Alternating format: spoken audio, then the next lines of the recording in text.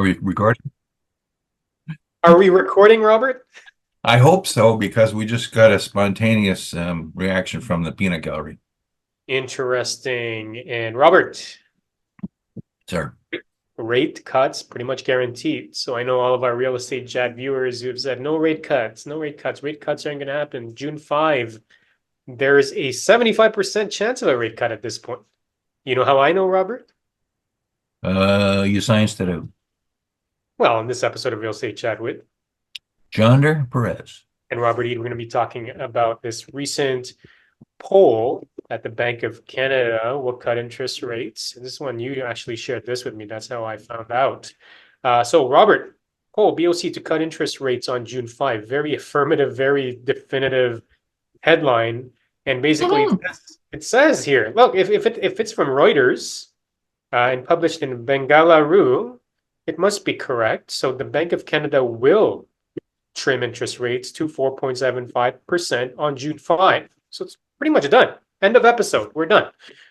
Actually, no. According to three-quarters of economists in a Reuters poll, which showed three further cuts this year, with the last one hanging on a knife's edge.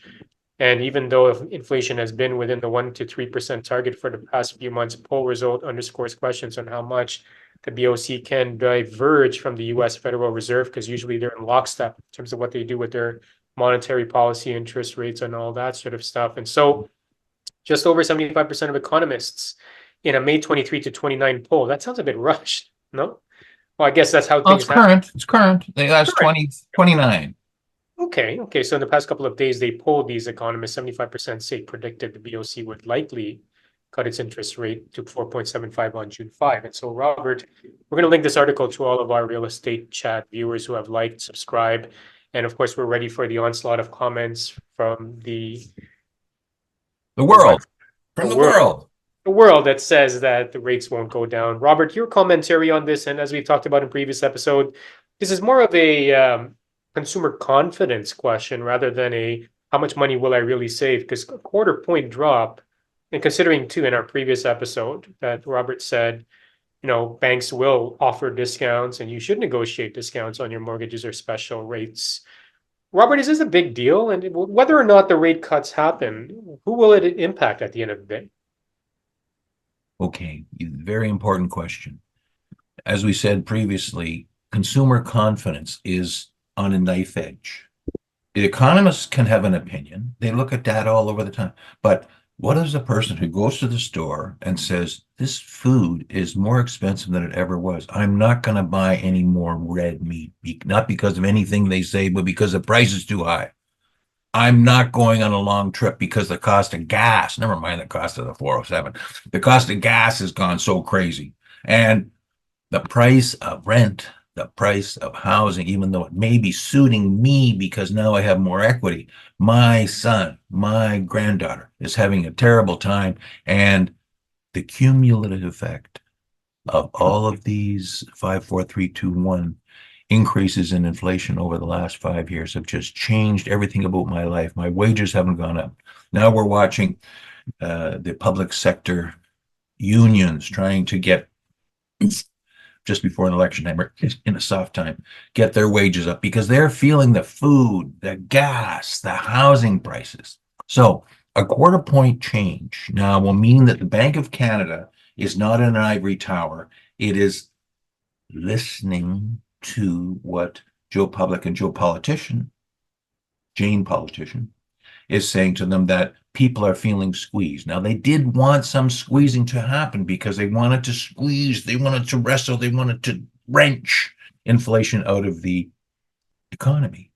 However, what we have is the lagging effect of gouging that happened during the shortages due to supply done in the lockdown times and the increases that came when people got used to paying 2% interest and now they have to pay 5% interest. That affected the carrying costs of all property, whether you're the owner or you're the landlord. Your carrying costs have gone up, so you try to pass those through, or you have to eat them. If you're the homeowner and you had to refinance, you have to eat them.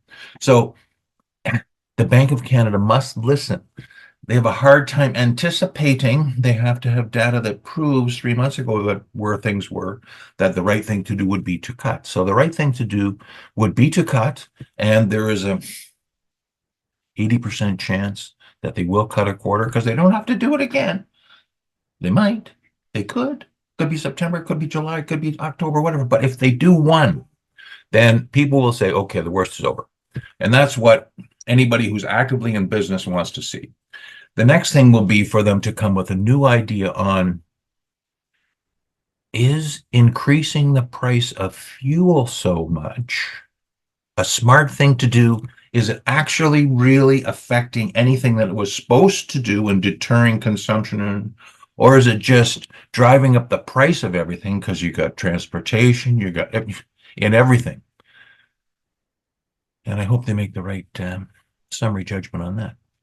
All right, so quickly, everybody watching this right now, type into the comments whether you are or whether you feel there will be a cut or not. So we'll do our own informal survey. We'll see what percentage of Real Estate Chat viewers feel that there will be a cut versus no cut. But Robert, we've also covered this in previous episodes, so make sure you watch the one before this. What's the strategy over the next couple of days, depending on when you're watching this and you're sitting on the fence? Either you're a buyer, you want to get into the market, and should you buy before the onslaught of buyers that jump in with herd mentality? They all quickly get off the fence once this announcement comes and start bidding all these prices up. Do you wait and see what happens throughout the rest of the summer?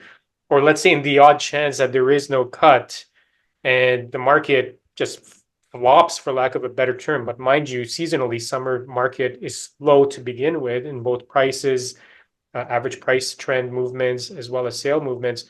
Robert, what is a smart Real Estate Chat viewer going to do, knowing these news? Okay, well, we've got to remember there's always a lag. If anything happens, nothing happens the next day, it happens over the next little while. That why do we have an accumulation of listings right now is because in the spring it was so hot that people said, okay, this year I'm going to do it, but let's just wait for the garden to get up there. Let's wait we come back from vacation. And then all of a sudden they said, oh gee, I wish we'd done that 2 months ago. So now there's more than there might be. So if you're a buyer, then you'd look real hard at the 5 houses that you've last seen that you like the best. And they're in a range of $200,000 because of the different strategies of pricing. And you look at the individual seller. Who wants to sell the worst, the most vigorously? And that's who you go after. Now, if And you're if a seller, if you're a seller, you have to say, is this the right time for me? Should I stand pat and just wait? Some of these people are going to bail. The worst of the investors who are underwater, they're going to bail. So they'll be out of the way. The specs, they bought the house, they turned it over, they put $300,000 into it, thought they're going to make $1 million, and they're not. So they'll finally come to the realization that, do I want to wait for another 12 months? And if they don't, then they're going to sell. And me, okay, I can sell in September. What's the difference? If your time horizon is before the snow flies, you can sell in September. You got that much time. If your time horizon is the 1st of August, you got to do something then. So what have you been doing all this time? Well, I mean, we've also had comments that, of course, mortgage brokers, real estate brokers, anybody in the real estate industry would push and promote and would love the rates to drop. And naturally so, of course, if you're part of the general public watching this, of course, you'd love that too. Unless if you've paid off your home, you have no mortgage, and you don't consume, you don't buy much of anything, then these interest rates up or down movements, the only thing they'd affect is probably your portfolio, your investments and whatnot.